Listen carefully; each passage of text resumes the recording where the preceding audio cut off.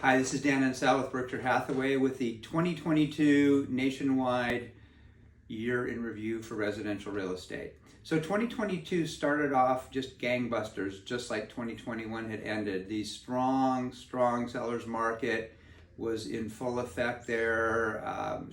Short time on the market, multiple offers, frequently over asking price. Everything was going great.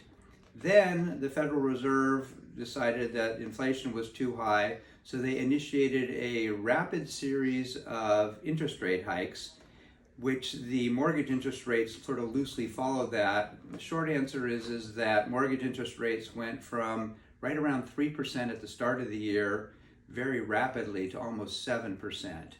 That brought the residential real estate market to a screeching halt. So instead of it being a booming seller's market, it became just a very neutral market with very few sales there. So affordability for buyers was just devastated. Between higher prices and higher mortgage rates there, it just sort of put an end to the very strong market. A lot of people felt like because of the rise in interest rates and the drop off of buyers there that the prices would start to fall rapidly. That didn't happen in most areas. In some areas it did, but in most areas it didn't. Nationwide, the year ended up with prices up about 3.5% compared to a year ago.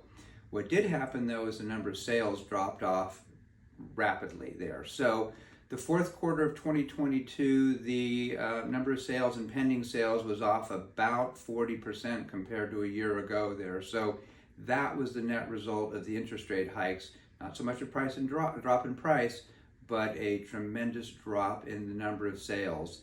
That trend seems to be continuing into 2023, where we're not seeing a drop off in prices, but we are seeing a significant decline in the number of sales compared to what we would typically have.